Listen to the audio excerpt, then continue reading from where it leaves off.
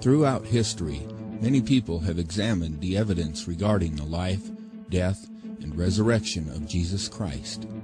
To any unbiased observer who is willing to examine the gospel without prejudice, the accumulated evidence regarding the gospel record is truly overwhelming.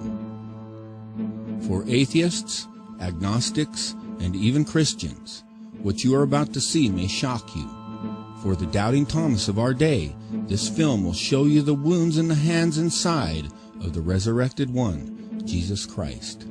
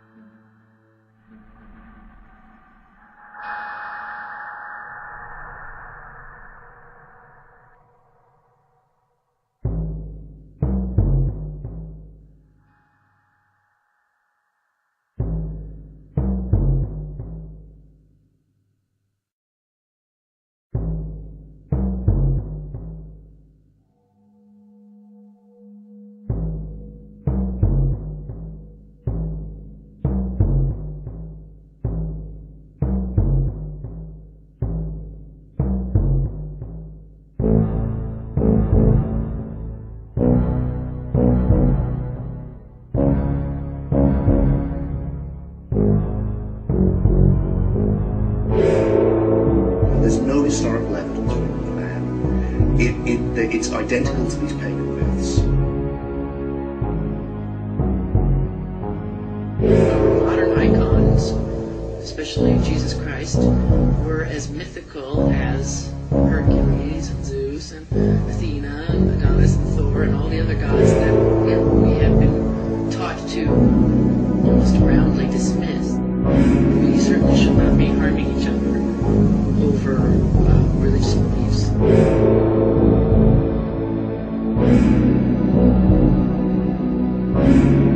We have gods and goddesses in the ancient world who were raised from the dead, don't we?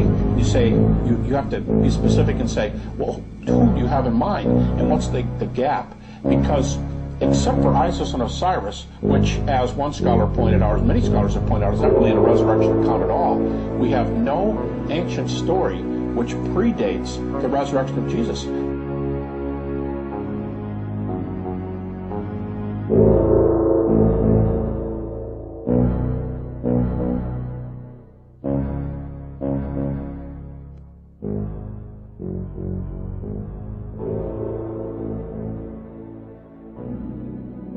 Many unbelievers will argue that Christianity was created by the political establishment for social control, but this argument is inconsistent with the message of the Bible.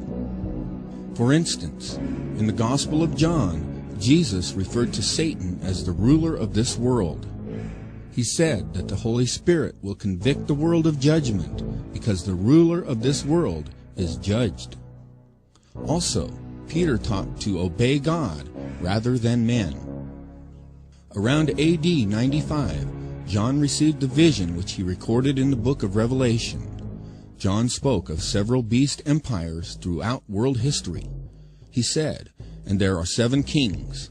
5 are fallen, and 1 is, and the other is not yet to come. And when he cometh, he must continue a short space. And the beast that was, and is not, even he is the 8th, and is of the 7, and is going into perdition."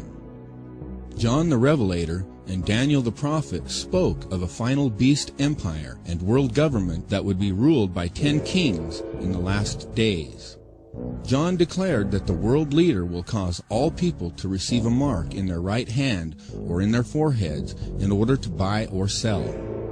Contrary to the idea that Christianity was established for social control, the Bible teaches that all who take this mark or who serve this world government will be damned, but those who are beheaded for the witness of Jesus will reign with him in his kingdom. Financial and healthcare applications. One thing I would just suggest, I'm just an outside, soon-to-be investor. I love this idea, by the way, Scott. I think this is great. Thank you, Sean.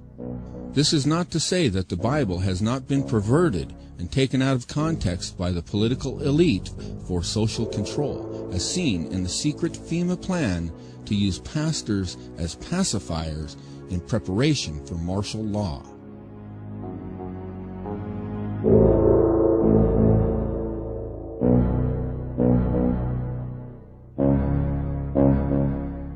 The debriefing tells pastors to help implement FEMA and Homeland Security directives. FEMA directors told pastors to preach specific passages to their congregations, like Romans 13. The Bible passage often taken out of context by dictators like Hitler to hoodwink Christians into supporting him. And the text that I want us to focus on is Romans 13, verses 1 to 7. It has been used, for example, to justify unseemly conformity to the status quo both in this country and abroad. It was used to keep the church docile to the Nazi regime in Germany, and it has been used to impede the efforts in this country of those who have worked for equal rights for all races. And I want us to look closely to see what Paul is really teaching here, to see whether those uses are really abuses. If the authorities ever begin to punish the good and reward the bad, our submission to them is going to come into conflict with submission to God. It is right to resist what God has ordained in order to obey what God has commanded. We are being tested to see whether we will try to save our lives and be subject to the atrocities of the ruling power, or whether we will say with Peter, we must obey God rather than men, and risk the losing of our lives. The lie that Christianity was created by the political establishment is among many false ideas being told today in contemporary films like The Da Vinci Code and Zeitgeist.